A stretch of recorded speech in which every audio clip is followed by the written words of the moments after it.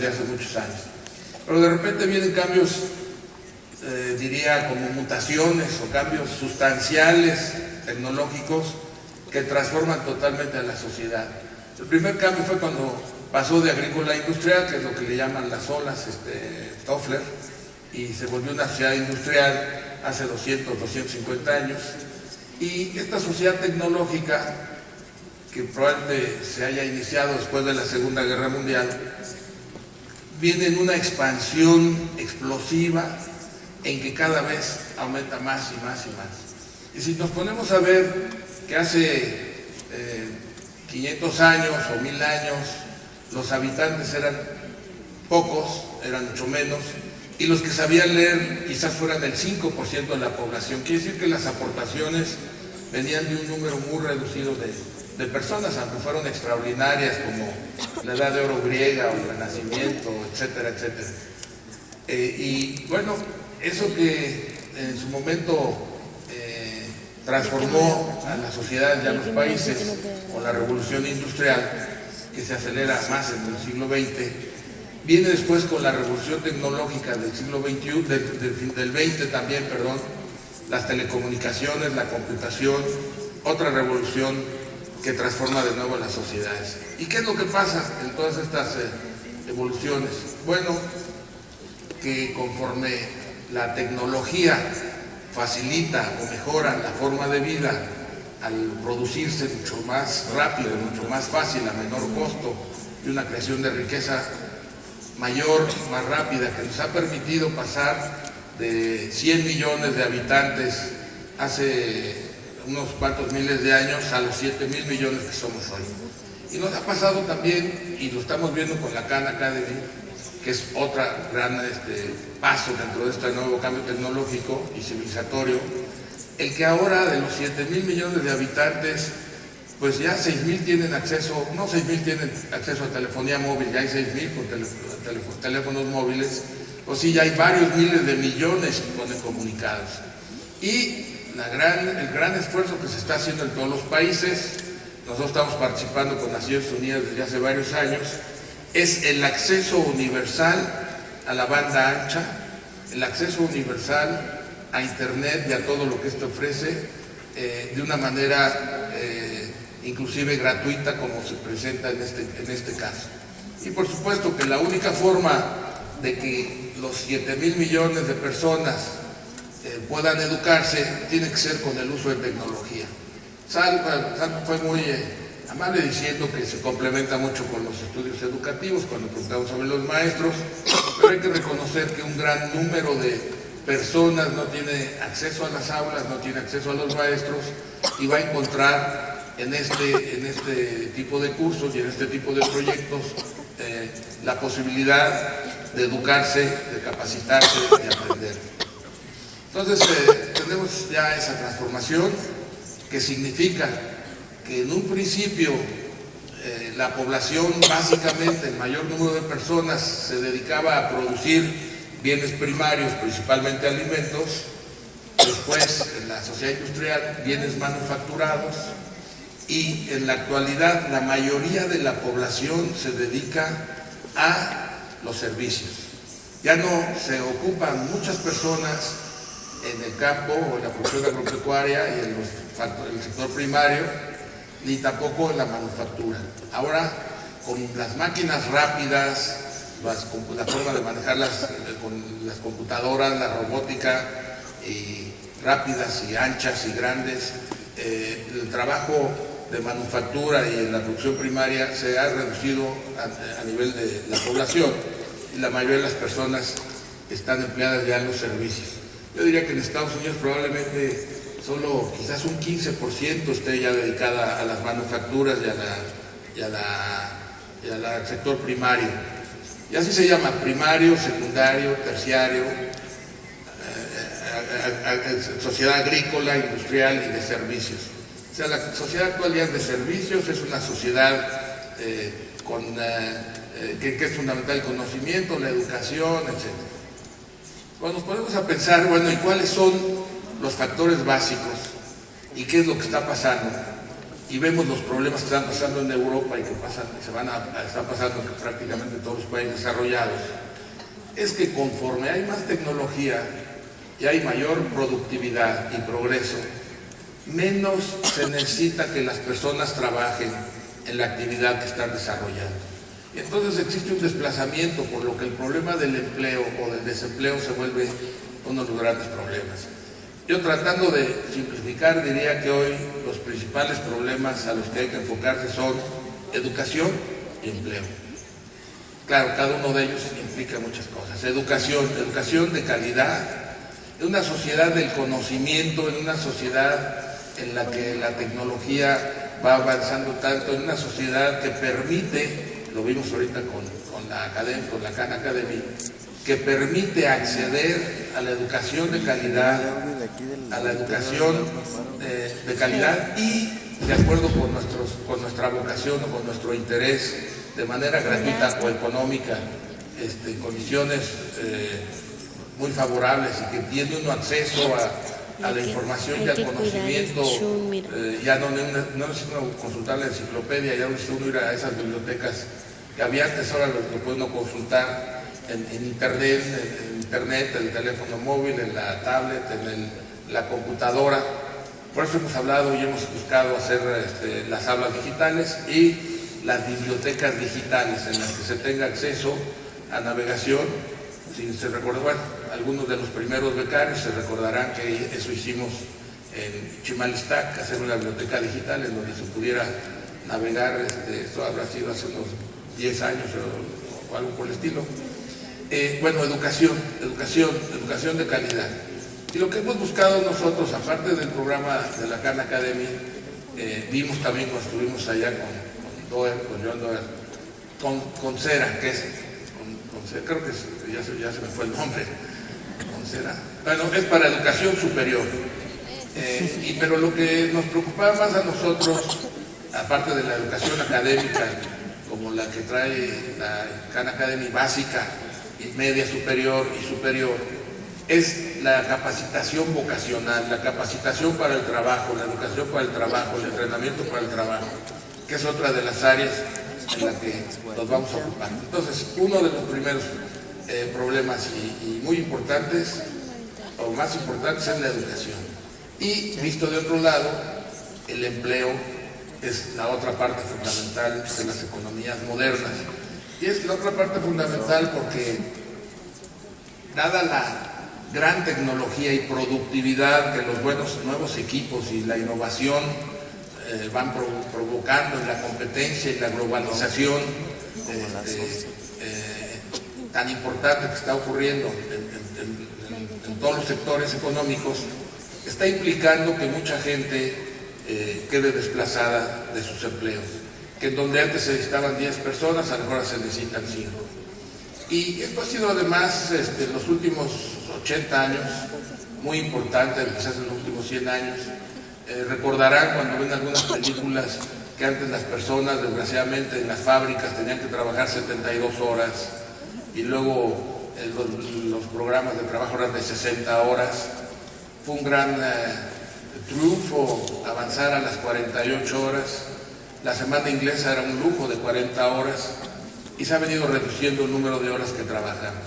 Creo que con este tipo de desarrollo tecnológico la población va a trabajar menos horas y más años. Sí, porque antes nos moríamos a los 60, la esperanza de vida eran 55 años, 60, ahora que son 75, 80 años, pues sin duda que tenemos más tiempo para trabajar, sobre todo que ya no es un trabajo físico, sino que el trabajo se basa en nuestro conocimiento y la experiencia que nos permite con la edad ir siendo más eficientes en algunas cosas, porque ya no requiere el trabajo físico. Entonces diría que el empleo va a ser muy interesante lo que se llegue a alcanzar, que por ejemplo las personas trabajaran 3 o 4 horas diarias, hablemos en un principio de 3 o 4 horas diarias, perdón, 3 o 4 días a la semana. Estaba yo exagerando. De trabajar 3 o 4 días a la semana y probablemente 10 horas diarias. Entonces ya no se tendrá que transportar 3 o 4 días, mejorarán muchas las condiciones de vida y esos 3 o 4 días tendrá tiempo para vivir con su familia, el que quiera trabajar muy duro para agarrar 2 trabajos y el que no, pues será parte de esta nueva civilización que ofrecerá muchas ventajas en cuanto a enriquecerse culturalmente, educarse más, el entretenimiento, los deportes y una gran diversidad de actividades que darán pie al turismo, el viajar, el conocer mejor su país y otros lugares.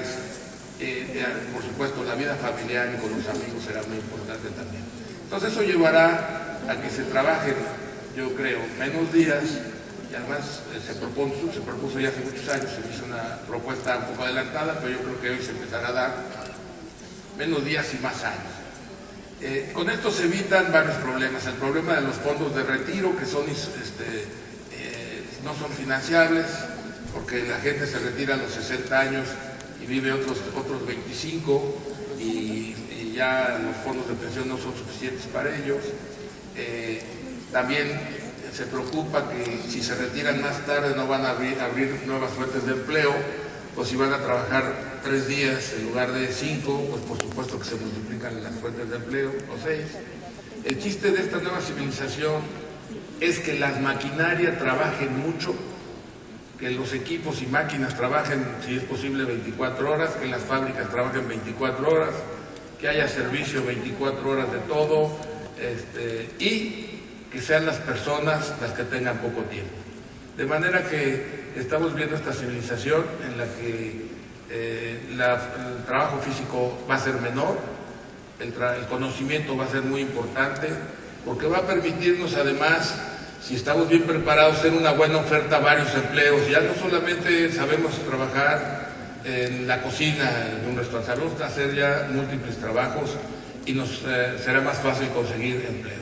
Y por supuesto para los países será muy importante crear el clima económico, político y social para que se dé esa educación de calidad, para que se dé la inversión que se requiere y para que esa inversión genere actividad económica y de ahí se generen los empleos que serán importantes, serán necesarios. Y por supuesto crear nuevas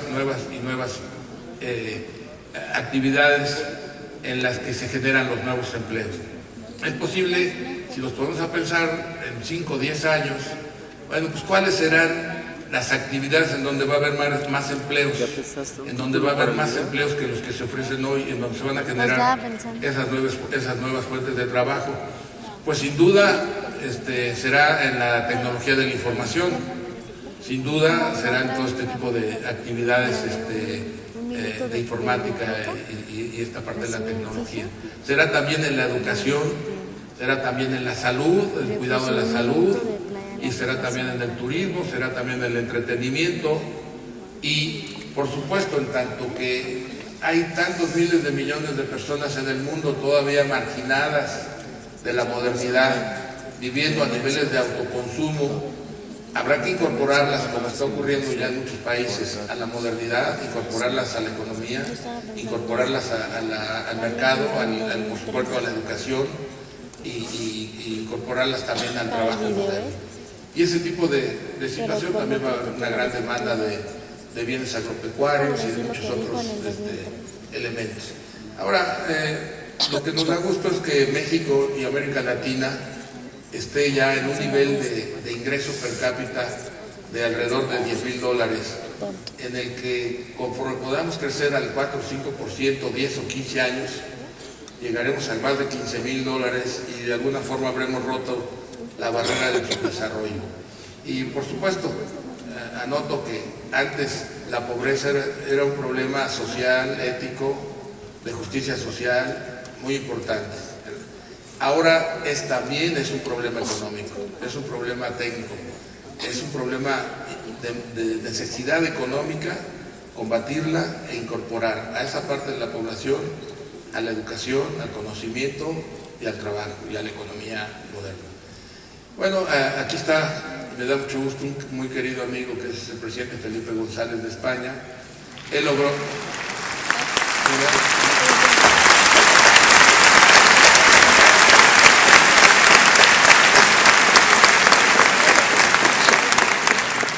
él logró durante sus años de gobierno llevar a España de $4.500 per cápita a $15.000. O sea, la transformación de un país en 14 años, que lo llevó de ser un país en vías de desarrollo o con desarrollo, subdesarrollo, por llamarlo de alguna forma, a un país desarrollado, con un fortalecimiento de las instituciones y de sus empresas, en un gobierno que logró hacer esa transformación de 82 a 95, 90, 96 creo. Yo creo que son los ejemplos. España es un ejemplo, otros ejemplos por supuesto son todo el continente asiático, desde Corea, lo que está haciendo ahorita China. Lo que está haciendo ahorita China es sacar a las personas que están en la pobreza extrema, en el autoconsumo, en las zonas rurales. Está en un proceso acelerado de educación, urbanización, modernización e incorporación a la economía moderna y con desarrollo tecnológico. Entonces ese es el tipo de procesos virtuosos en los que debemos caer. Entonces, ¿qué podríamos pensar nosotros? Bueno, pues primero tener una visión clara de esta nueva civilización, tener una visión clara de a dónde podemos llegar, qué metas podemos establecer y qué instrumentos tenemos que usar para alcanzar esas metas. Y por supuesto, en el corazón de todas ellas está la educación y claro, y del otro lado pues, está el empleo, que para lo cual habrá que empleo de calidad y empleo de buena calidad, muy competitivo y remunerado. Y pues a reserva de que empecemos con las preguntas, pues solamente decir que sería interesante hacer ese modelo nosotros de un país que no sea con utopías, sino con realismo, a dónde se puede llegar en México, un país de 115 millones de habitantes, en el que el momento que podamos tener ese clima sociopolítico y económico adecuado, aprovechemos estas épocas de recursos financieros abundantes y baratos a largo plazo para financiar todo el desarrollo y todos los rezagos que tenemos en el país, que nos permitiría acelerar nuestro crecimiento a esos niveles de 4 o 5% que digo, pero habría que hacer todo un esquema de un plan de desarrollo con una visión de 15 años al menos, en que podamos tener claramente en dónde poner un mayor énfasis para impulsar este desarrollo. Bueno, pues si les parece bien, mejor pasamos a las preguntas para contestar aquello que... Un aplauso para el doctor Javier Elguea, que se incorpora nuevamente para la sesión de preguntas y respuestas con el ingeniero Slim. Ingeniero, y mientras llegan las preguntas, igual que hicimos con Sal, quiero abusar del privilegio del micrófono y hacerle un par de mías. Desde que le escuché por primera vez, como muchas otras cosas que le he escuchado, la frase de el trabajo es más que una necesidad económica, es una necesidad emocional, me impresionó mucho para toda mi vida. Y me hizo pensar, y es lo que quisiera tratar de evocar en este momento, en el Carlos Slim antes de que fuera ingeniero. El Carlos Slim de la edad de los becarios que tenemos aquí, cuando era profesor de matemáticas también, igual que Sal.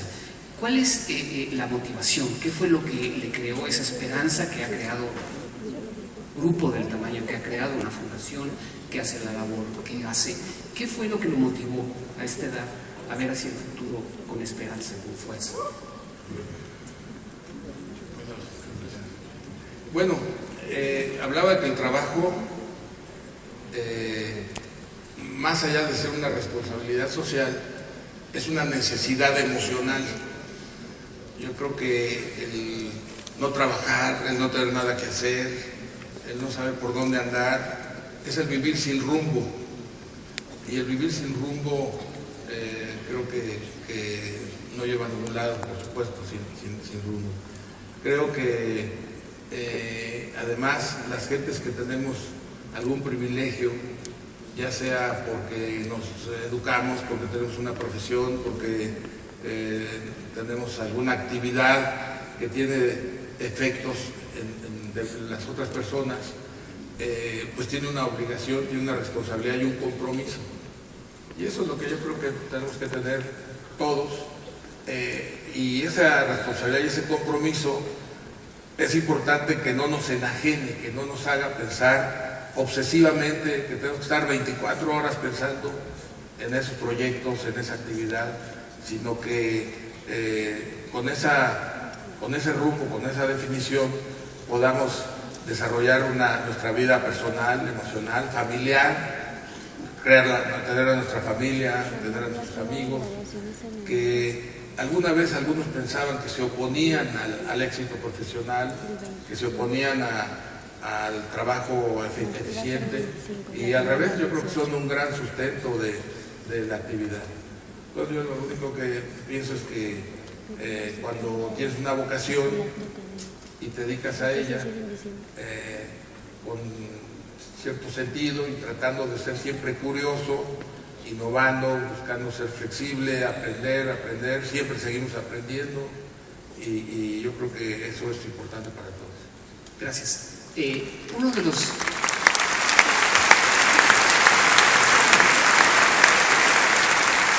los temas inevitables cuando uno puede hablar con el ingeniero Carlos Slim es el empresario. ¿Qué es un empresario? ¿Cuál es su vocación en la sociedad? Una buena parte de los becarios que nos acompañan hoy tienen proyectos de ser empresarios.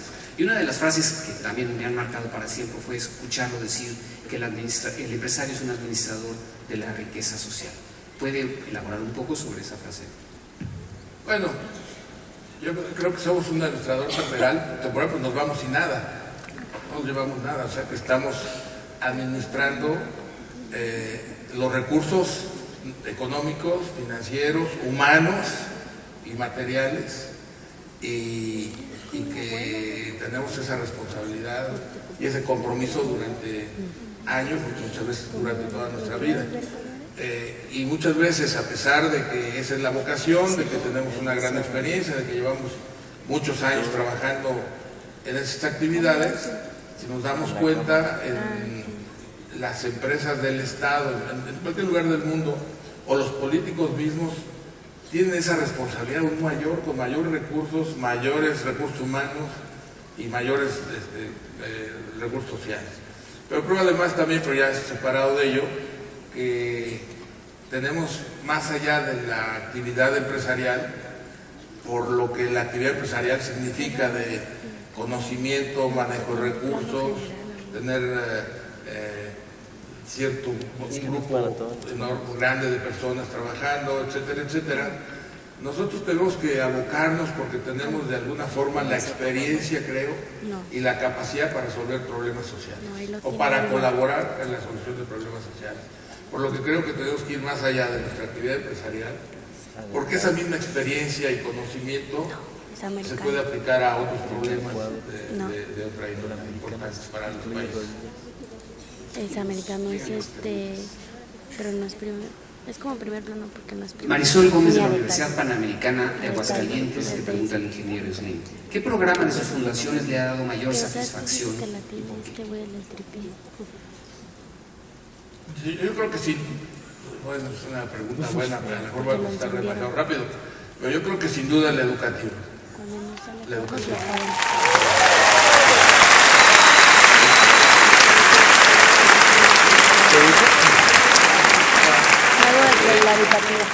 Estamos trabajando también en la parte de salud, vamos muy bien, estamos buscando impactos importantes, y aquí lo que creo yo que es muy importante para nuestro país, más allá de la ciencia y tecnología que se quiera producir nacionalmente, antes que nada absorber la tecnología y la ciencia mundialmente. Es una labor que deberíamos de entender todos, o sea, poder absorber lo que hay en todos lados, conocerlo, aplicarlo, ver qué se aplica, qué no se aplica, estudiar y enriquecer el conocimiento nacional, no solamente a través de nuestro esfuerzo, sino también a través de lo que se ha investigado en otros lados. Y tenemos un programa que muchos de ustedes a lo mejor lo oyeron, el año pasado estuvo Eric Lander, de investigación. Yo creo que el asunto de la salud tendrá que ser fundamentalmente preventiva, tendrá que acudirse a la genética, sin duda va a ser una forma parecida a la de las vacunas, yo creo, de alguna forma así, y genérica también. Gracias.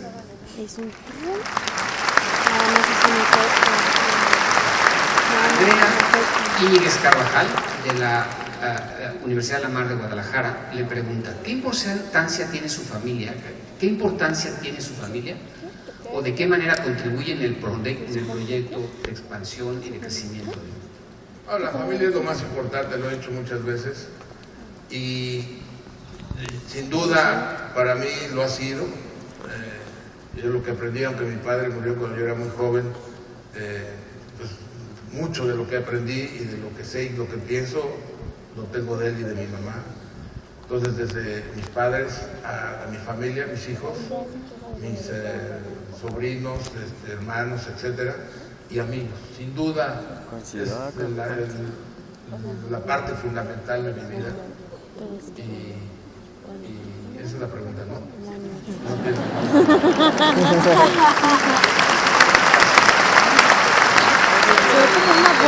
Luis Martínez Estrada, que trabaja en Grupo Carso, pregunta, ingeniero, ¿cómo le gustaría que fuera recordado en México, en el mundo?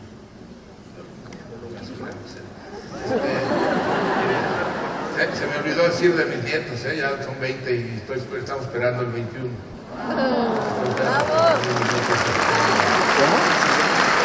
Se lo voy a decir de sus nietos, se lo voy a... Más que recordado, porque pues, la verdad no voy a estar aquí. Lo que me gustaría, y es el reto de los últimos 15 años que tenemos en el grupo y personalmente, es que nuestro país, que México y los países de Latinoamérica también, pero especialmente México, salgan del desarrollo. ¿Qué es de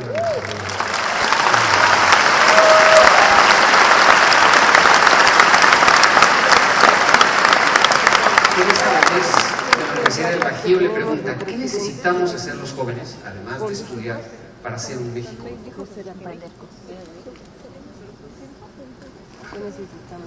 Bueno, yo creo que estudiar, formarse, tener curiosidad, vivir positivamente siempre, pensar siempre positivamente, y comentábamos, nunca caer en la mediocridad del pesimismo, ser optimistas. Decía mi papá que el optimismo firme y paciente siempre tiene sus frutos, prepararse muy bien, ver cuál es su vocación cada uno de ustedes, ser flexibles además, innovar, curiosos por seguir aprendiendo toda su vida, tener muy sólidos sus valores, no ser personas sin rumbo que estén papaloteando de una para otra donde se lleva el viento. Tienen que buscar ser muy fuertes internamente. Y lo que decía hace un momento, que busquemos abrirnos al conocimiento y a la tecnología y a la innovación que se desarrolla en el mundo, ser no solamente generadores de tecnología, porque no es fácil, la tecnología es global, sino que la conozcamos y la podamos aplicar, informar, etcétera, etcétera.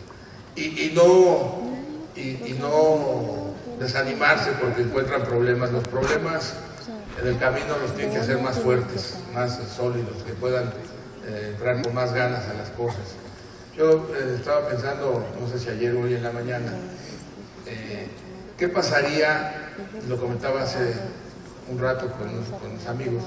¿Qué pasaría si Silicon Valley hubiera estado en Europa? ¿Qué pasaría también si las grandes empresas tecnológicas como Google, Apple, etcétera, etcétera, Microsoft, y los desarrollos como YouTube y Facebook y Twitter, etcétera, hubieran sido europeos o asiáticos o chinos, asiáticos, o qué tal si hubieran sido latinoamericanos? Entonces, la realidad es que a Estados Unidos hoy lo que le mantiene ese liderazgo es su desarrollo tecnológico, ese mundo de tecnología que han logrado. Y ahí quiero comentar que para mí ha sido muy impresionante conocer a John Doerr, cómo funciona, cómo trabaja su empresa y cómo ha impulsado la tecnología y el desarrollo. Entonces yo creo que sin duda, como fue el Renacimiento, Florencia, y como fue Atenas, hoy es Silicon Valley y es un foco de desarrollo tecnológico fantástico que ha irradiado a todo el mundo y que llega la gente ahí para lograr hacer más proyectos o para copiar lo que se hace o para absorber o para invertir o para aprender, y por supuesto tiene ahí la presencia, el soporte de Stanford, están otras universidades también. Yo diría que lo que hay que hacer es prepararse. De repente después no va a leer cosas y se vuelve esto, como dijo Salma, eso para que no va a servir después como adelante o como cualquier otra cosa. Yo creo que es muy importante seguir aprendiendo y teniendo curiosidad siempre y absorber todo lo que está pasando en el mundo ahora que tenemos fácil acceso a todo ello.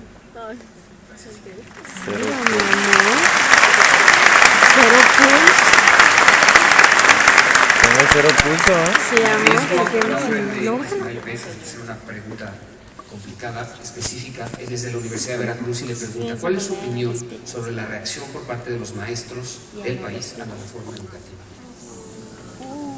Bueno, yo creo que no son los maestros. Yo creo que hay, ¿cuántos maestros habrá? 1,5 millones o no sé cuántos. Estamos hablando del 2%, quizás. Primero, yo creo que todos nosotros durante nuestra etapa de cuando estuvimos en la escuela, tuvimos muy buenos maestros, otros maestros regulares, otros malos, pero lo bueno es que los que nos dejan la huella son los buenos. Los muy buenos son los que nos dejan esa huella importante en la educación.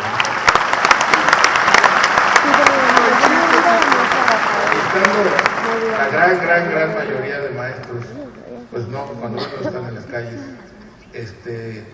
Lo que creo que estos que están en la calle están provocando, más que buscar resolver el problema, están poniendo en riesgo la imagen de los maestros, porque no son los maestros. Ya la pregunta viene a los maestros. Entonces yo creo que no son los maestros. Ahora, yo creo que lo que conviene y lo que tenemos que hacer es que el cambio educativo se tiene que hacer por los maestros. O sea, no se hace con leyes nada más. El cambio educativo requiere el trabajo de los maestros, la capacitación de los maestros. Yo creo que el futuro positivo de la educación es dejar atrás la educación del pasado, es dejar atrás la educación aburrida, hacerla divertida, interesante, es dejar atrás tener que memorizar y poder racionalizar, dejar atrás una serie de vicios que tenemos de cientos de años, por no decir más años.